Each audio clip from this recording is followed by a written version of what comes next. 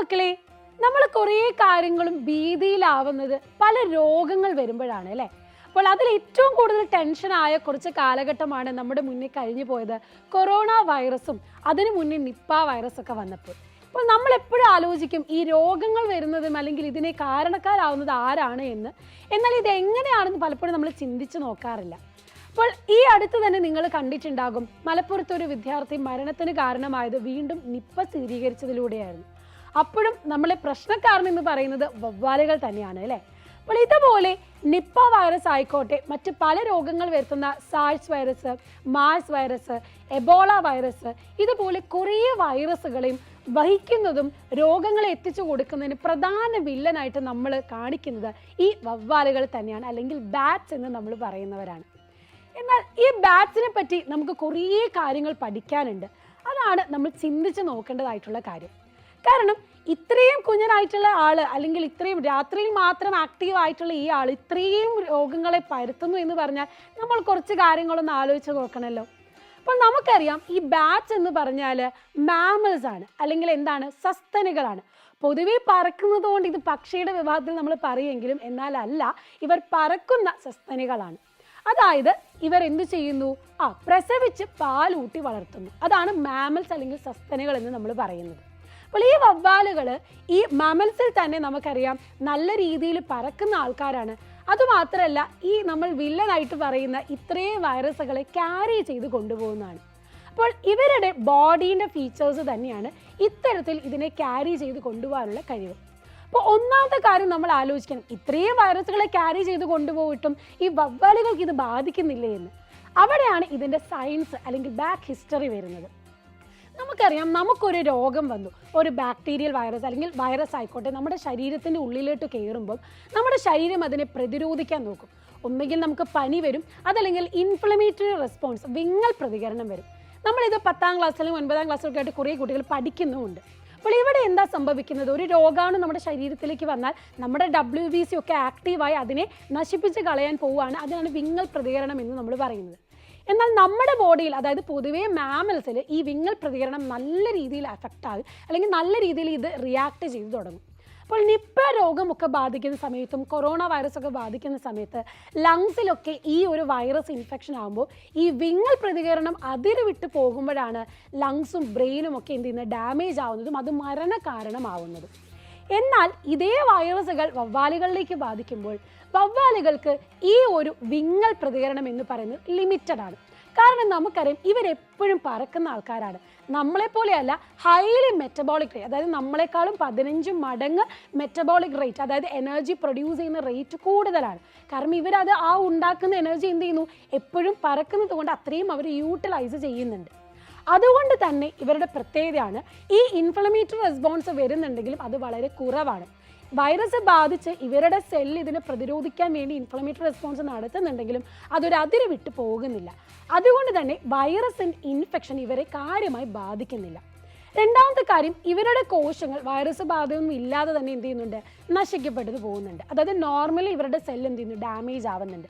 അതുകൊണ്ട് തന്നെ viral infection അത്രയും പെട്ടെന്ന് ഒരു ത്വരിതഗതിയിൽ എന്ത് ചെയ്യുന്നില്ല, സ്പ്രെഡ് ആവുന്നുമില്ല. ഈ റീസൺസ് കൊണ്ടാണ് വൈറസ്, അല്ലെങ്കിൽ ഈ നമ്മൾ പറഞ്ഞ ഇത്രയും വൈറസുകളും വാഹകരായിട്ട് ഈ ബാറ്റ്സ് അല്ലെങ്കിൽ വവ്വാലുകൾ കൊണ്ടുപോകുന്നുണ്ടെങ്കിലും ഇവരെ ആ രോഗങ്ങളൊന്നും ബാധിക്കാത്തത്. ഇനി രണ്ടാമത്തെ കാര്യം നമുക്ക് ആലോചിക്കാം, എന്തുകൊണ്ടാണ് ഇത്രയും വൈറസ് ഇവർക്ക് ക്യാരി ചെയ്ത് ഇത്രയും ആക്റ്റീവ് ഫോമിൽ കൊണ്ടുപോകാൻ പറ്റുന്നത്? ഇത് തന്നെയാണ് കാരണം, വേറൊന്നുമല്ല, ഇവർ പറക്കുന്ന സസ്തനികളാണ് എന്നുള്ളതാണ്. നമുക്കറിയാം, ബാറ്റ് ഇസ് എ നൊക്ട്യൂറൽ ആനിമൽ അല്ലേ. അതായത് ഈ രാത്രി കാലങ്ങളിൽ സഞ്ചാരിയായിട്ടുള്ളതാണ് നമ്മുടെ ഈ വവ്വാലുകൾ. അതുമാത്രമല്ല, നമ്മൾ സിനിമയിലൊക്കെ കാണുന്ന പോലെ കൂട്ടത്തോടെയാണ് ഇവർ പറന്നു വരുന്നത് അല്ലേ. അപ്പോൾ രാത്രിയിൽ ഇവരുടെ ഭക്ഷണത്തിനും കാര്യത്തിനൊക്കെ പോവെങ്കിലും പകൽ ഇവർക്ക് റെസ്റ്റിംഗ് ഫേസാണ്. അപ്പോൾ പകൽ ഇവരെന്താ ചെയ്യുന്നത്, കൂട്ടത്തോടെ റെസ്റ്റ് ചെയ്യുന്നതാണ്. അതുകൊണ്ട് തന്നെ ഒരാളിൽ നിന്നും മറ്റൊരാളിലേക്ക് പകരാനുള്ള പോസിബിലിറ്റി വളരെ കൂടുതലാണ്. അപ്പോൾ നമ്മൾ പറഞ്ഞു, ഈ ബാറ്റ്സ് എന്ന് പറയുന്നത് മാമൽസ് ആണ്, സസ്തനികളാണ്.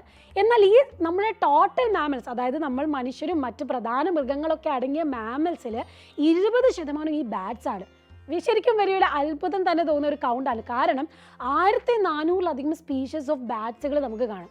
അതിൽ തന്നെ ഫ്രൂട്ട് ഈറ്റിംഗ് ബാറ്റ്സ്, അതായത് പഴവർഗ്ഗങ്ങൾ കഴിക്കുന്ന ബാറ്റ്സുകളുണ്ട്, ചെറിയ ചെറിയ ഈച്ചകളെ കഴിക്കുന്ന ബാറ്റ്സുകളുണ്ട്, അല്ലാതെ പൂവിൽ തേൻ കുടിക്കുന്ന ബാറ്റ്സുകൾ, ഇങ്ങനെ ഒട്ടനവധി ഡിഫറെൻറ്റ് ഫീഡിങ് ബിഹേവിയർ ഉള്ള ബാറ്റ്സുകളുണ്ട്. അപ്പോൾ തന്നെ നിങ്ങൾ ആലോചിച്ച് നോക്ക്, പല ഏരിയയിലേക്ക് ഈ ബാറ്റ്സുകൾ പോകുന്നത് കൊണ്ട് തന്നെ പല രീതിയിൽ പല ഏരിയയിലേക്ക് ഇത് സ്പ്രെഡ് ചെയ്യാനുള്ള പോസിബിലിറ്റിയും കൂടുതലാണ്. ഇപ്പം നമ്മൾ കഴിക്കുന്ന പേരക്ക ആയിക്കോട്ടെ, മാമ്പഴം ആയിക്കോട്ടെ, അമ്പഴങ്ങ ആയിക്കോട്ടെ, ഈ ഫ്രൂട്ട്സ് ഒക്കെ നമ്മൾ കഴിക്കുമ്പം അത് ഈ വരുന്ന ബാറ്റ്സിൽ നിന്ന് നമ്മളിലേക്ക് വരാം. അപ്പോൾ ഈ രോഗങ്ങളുടെയൊക്കെ പ്രൈമറി വെക്ടർ എന്ന് പറയുന്നത് ബാറ്റ്സ് ആണെങ്കിൽ സെക്കൻഡറി വെക്ടറായിട്ട് പല ജീവികൾ വരാം. ഇപ്പം പന്നികൾ, പിഗ്സ് ആവാം, ഡോഗ്സ് ആവാം, നമ്മൾ ഹ്യൂമൻ ബീങ്സ്, അങ്ങനെ പല രീതിയിലാണ് ഇത് സ്പ്രെഡായി പോകുന്നത്. അതുകൊണ്ട് തന്നെയാണ് ഇത് ഇത്ര വേഗത്തിൽ സ്പ്രെഡ് ആവുന്നത്. നമ്മളിപ്പോൾ ഈ പറഞ്ഞ കാരണങ്ങളാണെന്ത് നമ്മുടെ ബാറ്റ്സിനെ ഇത്ര രീതിയിലൊരു വെക്ടറായിട്ട് നമ്മൾ പറയുന്നത്. എന്നാൽ നമ്മൾ ആലോചിക്കും, ഇത്രയും വൈറസുകൾ, അതായത് വലിയ ഭയാനകമായിട്ടുള്ള എബോള വൈറസും സാഴ്സ് വൈറസും നമ്മുടെ നിപ്പ വൈറസൊക്കെ പരത്തുന്ന ഈ വവ്വാലുകൾ നമുക്ക് നശിപ്പിച്ചാൽ പോരെയെന്ന്.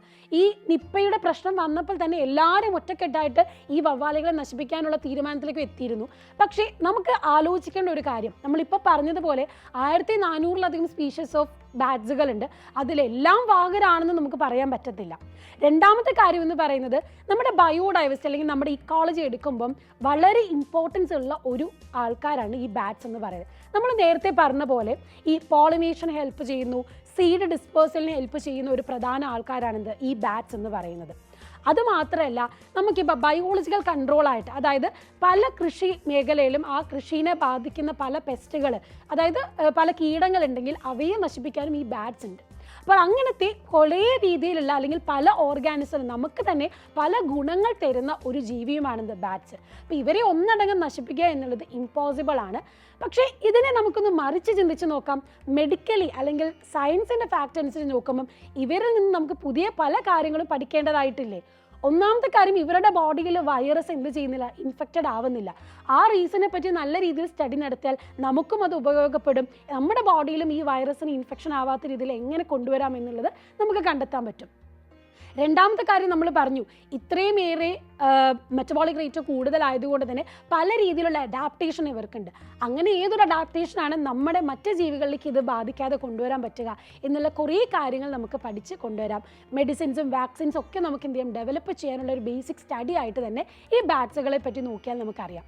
അപ്പോൾ ഓർക്കേണ്ട കാര്യം ഇതാണ്, ഇതിനെ എങ്ങനെ നശിപ്പിക്കാം എന്നുള്ളതല്ല. കാരണം ഇവയും എന്താണ്, നമ്മുടെ ഭൂമിയിൽ വളരുന്ന മറ്റൊരു ലിവിങ് ഓർഗാനിസമാണ്. അപ്പോൾ അവയിൽ നിന്ന് നമുക്ക് എന്തൊക്കെ പഠിക്കാൻ പറ്റുമെന്ന് മനസ്സിലാക്കുക. അതുമാത്രമല്ല, മറ്റൊരു ഇൻട്രസ്റ്റിംഗ് ഫാക്റ്റ് എന്ന് പറയുന്നത്, നമ്മൾ മനുഷ്യരെന്ന് പറയുന്നത് കുറേ വർഷങ്ങളോളം ജീവിക്കുന്നവരാണെങ്കിലും നോർമലി മാമൽസിലെ മറ്റ് ആനിമൽസിനെ വെച്ച് നോക്കുമ്പം വളരെ കൂടുതൽ ലൈഫ് സ്പാൻ ഉള്ള, അതായത് 40 വർഷത്തോളം ലൈഫ് സ്പാൻ ഉള്ള ആൾക്കാരാണ് ഈ ബാറ്റ്സ്. അപ്പോൾ ഇത്രയേറെ അഡ്വാൻറ്റേജസ് ഇവർക്കുള്ളത് കൊണ്ട് തന്നെ ഇവരെക്കുറിച്ച് കൂടുതൽ സ്റ്റഡി നടത്തുക എന്നുള്ളതാണ് നമ്മൾ ഫോക്കസ് ചെയ്യേണ്ട കാര്യം. അപ്പം ഇത്തരത്തിലുള്ള ഇൻട്രസ്റ്റിംഗ് ഫാക്റ്റുകൾ എങ്ങനെ നമുക്ക് ഉപയോഗപ്പെടുത്താമെന്ന് നമുക്ക് നോക്കാം. നമ്മൾ പഠിക്കുന്ന പല രോഗങ്ങളും അതിനനുസരിച്ച് വെക്ടേഴ്സും ഒക്കെ നമ്മൾ പഠിക്കുന്നുണ്ട്. അതിലേക്ക് ഈ ഒരു കാര്യം കൂടെ കൂട്ടിച്ചേർത്ത് വെക്കുക. ഇതുപോലത്തെ ഇൻട്രസ്റ്റിംഗ് വീഡിയോസും ഇൻട്രസ്റ്റിംഗ് ഫാക്റ്റുമായിട്ട് വീണ്ടും വരാം നിങ്ങളെ കാണാൻ. See you soon in the next video. Bye bye.